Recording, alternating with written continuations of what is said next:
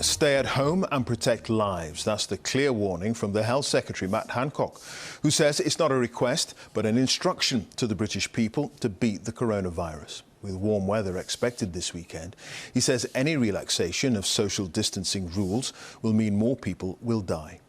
In the UK, the number of dead has risen by 684 in one 24-hour period.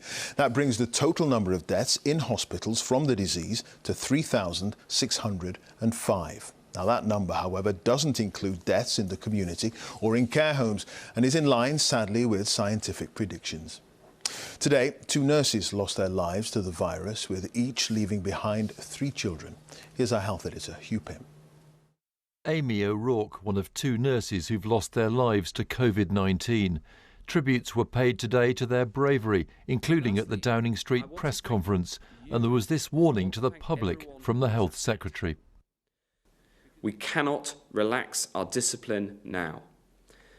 If we do, people will die. So I end with the advice that we all know. This advice is not a request. It is an instruction. Stay at home, protect lives, and then you will be doing your part. Hi folks, quick update. It was the same message from Boris Johnson, still in self-isolation. Although I'm feeling better and I've done my 7 days of isolation, alas, I still have one of the symptoms, a minor symptom of I still have a temperature, and everybody may be getting a bit stir crazy, and there may be just a temptation to get out there, hang out, and start to break the regulations. And I just urge you not to do that. Earlier, there was an unusual official opening of the newest NHS hospital, the key players keeping their distance at fixed points, the moment marked by a royal video contribution. Perhaps I could invite Nightingale's head of nursing, Natalie Gray, on my behalf to unveil the plaque to declare NHS Nightingale Hospital open. In less than 2 weeks, huge empty exhibition halls have been transformed into specialist hospital wards for COVID-19 patients. The hospital is ready for new patients. It had been thought the first group would have arrived by today, but London's hospitals have built up enough extra capacity to cope with the caseload at this stage. So the Nightingale won't be needed till next week.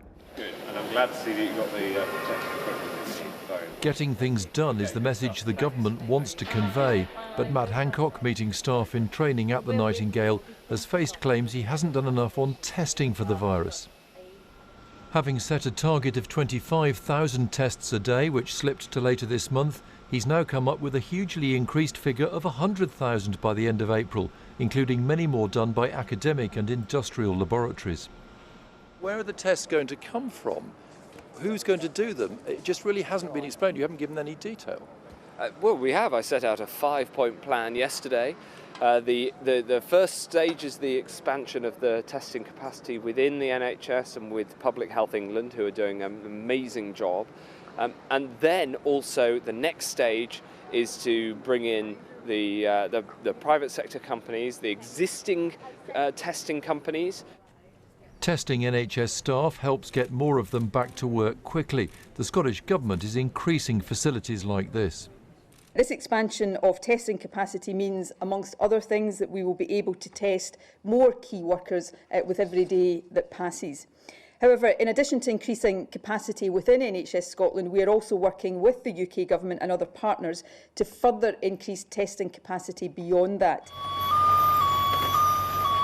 The NHS needs all the protective clothing and ventilators it can get, and 350,000 items arrived from Shanghai today, Virgin Atlantic working with Guy's and St Thomas Hospital Trust. There was a virtual graduation ceremony for doctors at the University of Bristol today. It happened early so they could move straight to the NHS front line, where they'll certainly be needed in the months ahead. Hugh Pym, BBC News. Well, as we've been hearing, Boris Johnson is also urging people to stay at home this weekend as forecasters predict good weather. Our chief political correspondent, Vicki is at Westminster for us tonight. Vicki, Boris Johnson was due to end social isolation yesterday. What happened? Well, Clive, it's been obvious, hasn't it, from some of the photos and some of the video footage this week that the Prime Minister has not been well. And of course, at a time of national crisis, you do want your top team firing on all cylinders. And just look at the list, not just the Prime Minister, but his most senior advisor, the Health Secretary until earlier in the week, the Chief Medical Officer, all self-isolating. And there's no doubt that makes the task much harder. And I think it has shown at times this week when you needed people with a real grasp of the detail. They simply weren't there. Now, Downing Street insisting the Prime Minister does have mild symptoms. He has continued to work. He is chairing meetings throughout the day. And as we saw today as well, very keen to get those key messages out ahead of the weekend, saying to people like him, stay at home to save lives. The Prime Minister, of course, preparing to go into his 9th day in isolation. OK, Vicki, thanks. Vicki Young there at Westminster. Well, key workers in all sectors are facing enormous difficulties in dealing with the coronavirus outbreak, none more so, of course, than frontline NHS staff. Our health correspondent, Catherine Burns, is keeping in touch with some of the men and women battling the pandemic and asked one intensive care consultant to keep a video diary. This comes from the front line in the fight against coronavirus. Joy Halliday is an intensive care consultant looking after some of the very sickest patients. She started her video before a night shift. I've got 3 children and they're all bath fed and watered, just waiting for my husband to arrive home, who's a GP and obviously busy, very busy at work as well at the moment. So we're a bit like ships in the night. Good evening again. It's now 9 o'clock and we've finished our intensive care handover. My trainee's with me, so we've got Johnny, who's our SHO for the night, and Stephen, registrar. Hello. And then another Stephen who's restocking our intubation trolley as we speak. So we are now going to go and don our PPE so we can start a ward round, and we'll take you with us for that. So here we are ready to start our ward round. We're outside of ITU at the moment. Johnny and myself are ready to go in PPE and Stephen is about to don his. Joy and her team have to wear PPE, personal protective equipment, that offers the fullest possible cover.